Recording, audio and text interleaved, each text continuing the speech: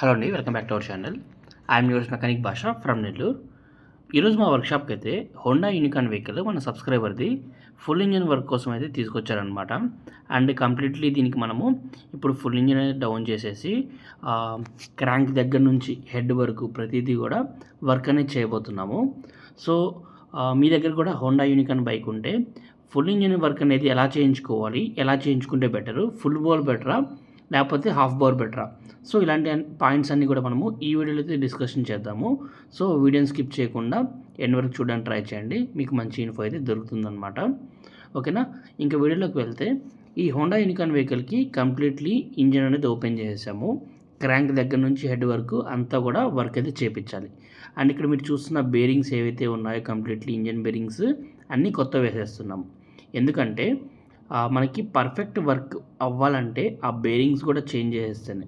ఎందుకంటే బైక్తో పాటు వచ్చిన బేరింగ్స్ దట్టు మళ్ళీ మనం ఓపెన్ చేసుకోము. క్రాంక్ అనేది ఓపెన్ చేసినప్పుడు బేరింగ్స్ ఒకసారి చెక్ చేసుకొని దాంట్లో ప్లే ఉంటే మాత్రం ఖచ్చితంగా చేంజ్ చేసేసుకోండి. అప్పుడు మీకు మళ్ళీ బైక్లో ఎలాంటి అన్నాయింగ్ నాయిస్ అయితే ఉండదు. ఓకేనా? ఇప్పుడు చూడండి, ఇది క్రాంక్. ఈ క్రాంకే మనకి మోస్ట్ ఇంపార్టెంట్ అనమాట. మనకి మనిషికి హార్ట్ ఎలాగో బైక్కి క్రాంక్ అలాగా. ఈ క్రాంక్లో మనము కంప్లీట్లీ కనెక్టింగ్ రాడ్, దాంతోపాటు కనెక్టింగ్ రాడ్ బేరింగ్స్ అంతా కూడా కొత్త వేపించేసాము లేత్లో. అండ్ ఇప్పుడు దీన్ని అయితే మనం ఫిక్స్ చేసాము. అండ్ సీల్డ్ ఇంజిన్ లోపల మనకి ఇంకో కాంపోనెంట్ మనకి గేర్ వీల్స్ అనేవి ఏ ఒక్క చిన్న గేర్ కానీ ప్రాబ్లం ఉంది అనిపించినా కానీ దాన్ని తీసేసి కొత్తది మాత్రం వేసేస్తాము. ఎందుకంటే ఇంజిన్ అనేది మళ్ళీ ఓపెన్ చేసేది కాదు. ఓపెన్ చేసుకున్నప్పుడు ప్రాపర్గా చిన్న డౌట్ ఉన్నా కానీ దాన్ని తీసేసి కొత్తది వేసుకోవడం అనేది బెటర్ ఆప్షను. సో ఇప్పుడు మనం దీనికి గేర్ వీల్స్ అనేవి యాస్టీస్ అలానే సెట్ చేసేస్తున్నాము. అండ్ గేర్ వీల్స్ అనేది 1-2 సార్లు చెక్ చేసుకోవాలి. ఎందుకంటే న్యూట్రల్ నుంచి first, second, third, fourth, fifth gears అనేవి కరెక్ట్గా పడుతున్నాయి లేదని చెప్పేసి చూసుకోవాలి. ఇన్ కేసు చిన్న ప్రాబ్లం ఉన్నా కానీ మళ్ళీ ఇంజన్ డౌన్ చేసి ఓపెన్ చేసుకోవాలి. అందువల్ల ప్రియర్గానే ఫిట్ చేసేటప్పుడే ఆ గేర్స్ అనేవి కరెక్ట్గా పడుతున్నాయా లేదా, గేర్ చేంజెస్ అనేవి కరెక్ట్గా పెట్టామా లేదా, అంటే బేరింగ్స్ మనం ఏవైతే వేస్తున్నామో అవి కరెక్ట్గా కూర్చున్నాయా లేదా, ఇవన్నీ కూడా 1-2 సార్లు చెక్ చేసుకోవాలి. అది లైక్ మనకి ఎక్స్పీరియన్స్తో పాటు వస్తుంది. లైక్ ఇప్పుడు డాడీ ఆల్మోస్ట్ 1983 నుంచి 2026 వరకు ఎన్నో ఇంజన్స్ ఫిక్స్ చేసి ఉంటారు. కానీ ఏ రోజు కూడా ఇంజిన్ వర్క్ దగ్గర ఓకే మనకి ఇంత ఎక్స్పీరియన్స్ ఉంది కదా చేసేయచ్చు అని చెప్పేసి బ్లైండ్గా అయితే చేయరు. ప్రతిరోజు కూడా ప్రతి ఒక్క ఇంజిన్ వర్క్ ఫస్ట్ డే లాగా దాన్ని అయితే అనుకొని చాలా జాగ్రత్తగా చేసుకుంటారు. ఆయన ఆ డెడికేషన్, ఆ కాన్సన్ట్రేషనే నాకు ఎప్పుడు కూడా ఓకే డాడీ లాగా మనం ఉండాలని చెప్పేసి ఇన్స్పైర్ చేస్తూ ఉంటుంది. ఈవెన్ నా బ్యాంకింగ్ సెక్టర్లో కూడా డాడీ లాగా వర్క్ చేయాలని చెప్పేసి నాకు ఎవ్రీ టైం అనిపిస్తుంది.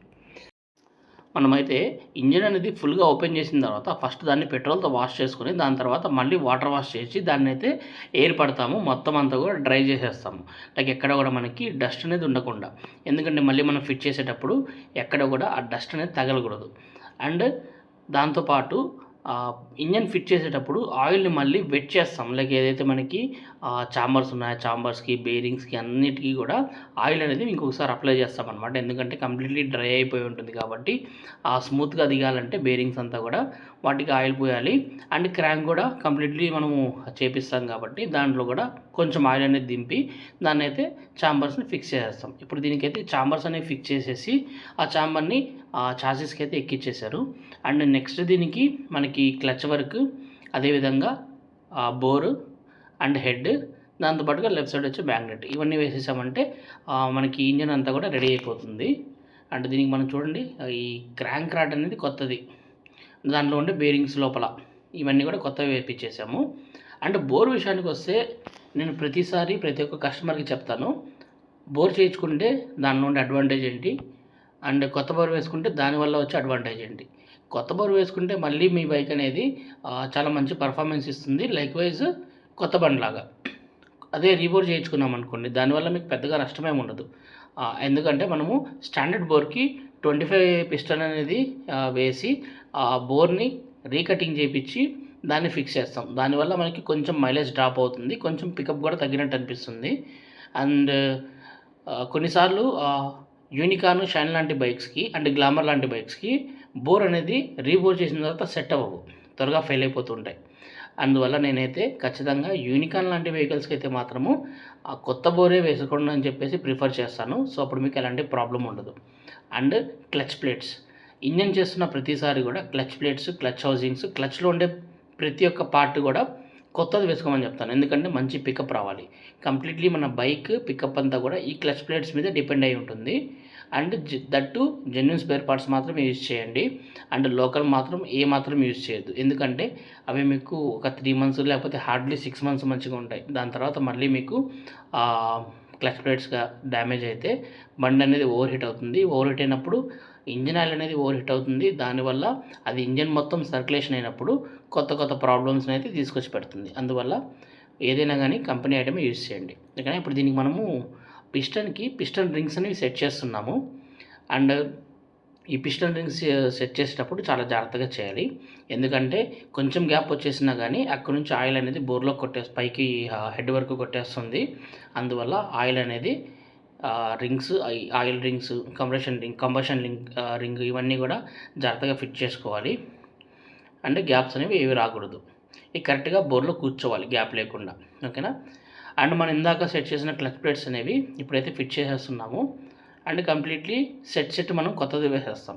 లైక్ కొంచెం డౌట్ ఉన్నా కానీ ఇంజన్ చేసేటప్పుడు అంత రిస్క్ అయితే తీసుకోము క్లచ్ ప్లేట్స్ వాటి దగ్గర. అండ్ ఫర్ సపోజ్ కస్టమర్కి కొంచెం ఖర్చు ఎక్కువైనా కానీ మేము సజెస్ట్ చేసేది అదే. ఎందుకంటే మళ్ళీ కస్టమరు ఇబ్బంది పడకూడదు.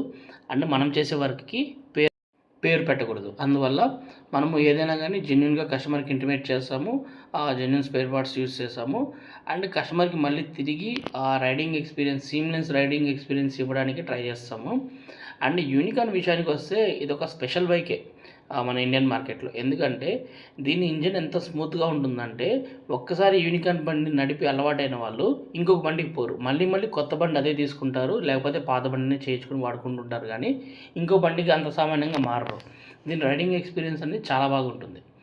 సో ఇప్పుడు దీనికి మనము పిస్టన్ రింగ్ అయితే ఎక్కిచ్చేసాం కదా. ఇప్పుడు పిస్టన్ అనేది కనెక్టింగ్ రాడ్కి సెట్ చేస్తున్నాము. అండ్ సెట్ చేసేటప్పుడు చాలా జాగ్రత్తగా ఉండాలి. ఎందుకంటే దీనికి పిన్ ఏదైతే ఉంటుందో ఆ పిన్ అనేది పొరపాటున చేజారిందనుకోండి, డైరెక్ట్గా వెళ్ళేసి ఇంజన్ చాపర్ లోపల పడిపోతుంది. అప్పుడు మళ్ళీ చాంబర్ అంతా కూడా ఓపెన్ చేసుకోవాలి. సో అందువల్ల కొంచెం క్లాత్ అనేది అడ్డం పెట్టుకొని చేసుకోవడం మంచిది. అండ్ దీనికి ఇప్పుడు మనం కొంచెం ఆయిల్ అనేది పట్టిస్తున్నాము. సో ఇప్పుడు దీనికి బోర్ అనేది ఎక్కిస్తున్నాము. సో చాలా జాగ్రత్తగా ఎక్కించాలి. కొంచెం గ్యాప్ కూడా రాకూడదు పిన్స్లో. అదేవిధంగా బోర్ లోపల గీతలు కూడా పడకూడదు. సో అంత జాగ్రత్త పెట్టాలి. అండ్ బోర్ ఎక్కించిన తర్వాత పిస్టన్ అనేది టాప్లో పెట్టుకోవాలి. ఎందుకంటే మనము ఇంజన్ అంతా కూడా ఫిట్ చేసేది టైమింగ్ సెట్ చేసుకోవాలంటే ఏదైతే మనకి ఆ పిస్టన్ ఉంటుందో టాప్లో పెట్టుకొని దాని తర్వాత హెడ్ ఎక్కించిన తర్వాత టైమింగ్ అనేది సెటప్ చేసుకోవడానికి ఈ పిస్టన్ అనేది టాప్లోనే ఉండాలి. అండ్ కొత్త బోరు పడిందంటే మళ్ళీ ఖచ్చితంగా కస్టమరు ఇంకొక 1,00,000 కిలోమీటర్స్ తిరగాల్సిందే ఫుల్ ఇంజన్ చేసుకున్న తర్వాత. ఆ విధంగా మన వర్క్ అయితే ఉంటుంది. కాకపోతే ప్రాపర్ మెయింటెనెన్స్ కూడా ఉండాలి. జస్ట్ కొత్త బోర్ వేసేసుకొని హెడ్ వర్క్ చేయించేసుకొని క్రాంక్ చేసుకున్నారంటే మెయింటెనెన్స్ లేకపోతే మళ్ళీ కష్టము, మళ్ళీ త్వరగా బోర్కి వచ్చేస్తుంది. అందువల్ల మెయింటెనెన్స్ అనేది ఎవ్రీ 2,000 కిలోమీటర్స్కి ఒకసారి ఇంజిన్ ఆయిల్ చేంజ్ చేసుకుంటూ ఉండాలి. ఎవ్రీ 12,000 కిలోమీటర్స్కి ఒకసారి ఎయిర్ ఫిల్టర్ చేంజ్ చేసుకుంటూ ఉండాలి. అండ్ అదేవిధంగా ఎవ్రీ 4 లేదా 5 మంత్స్కి ఒకసారి ఇంజిన్ అంతా కూడా రీచెకప్, లైక్ కార్బొరేటర్ క్లీనింగ్ కానివ్వండి, ప్లగ్ క్లీనింగ్ కానివ్వండి, అదేవిధంగా హెడ్లో ఏదైనా ప్రాబ్లం కానివ్వండి, ఇలాంటివన్నీ చిన్న రిపేర్స్ ఉంటాయి. పెద్దగా ఖర్చు ఉండదు. అవన్నీ కూడా మెయింటెనెన్స్లో ఒక పార్ట్ అనమాట. అవన్నీ కూడా జాగ్రత్తగా చేయించుకోవాలి. సో ఈ విధంగా మనం బైక్ మెయింటైన్ చేసుకున్నామంటే ఫుల్ ఇంజన్ చేసుకున్న తర్వాత ఖచ్చితంగా బైక్ ఇంకొక 1,00,000 కిలోమీటర్స్ ఈజీగా తిరుగుతుంది. అండ్ ఫైనల్లీ ఈ బండి వర్క్ అయితే అయిపోయింది కంప్లీట్గా. అండ్ ఇంజన్ వర్కే చేశాను దీనికి. సో గైస్, మీరు కూడా మీ బైక్కి సంబంధించిన ఇంజన్ వర్క్స్ చేయించుకోవాలనుకుంటే, లేకపోతే రిజిస్ట్రేషన్ వర్క్స్ చేయించుకోవాలనుకుంటే మా వర్క్షాప్ని అయితే విజిట్ చేయండి. మా వర్క్షాప్ అడ్రస్ వచ్చేసి Babu auto works, opposite to hotel Riyaz, VRC centre, Nellore. Thank you for watching this video. Bye bye.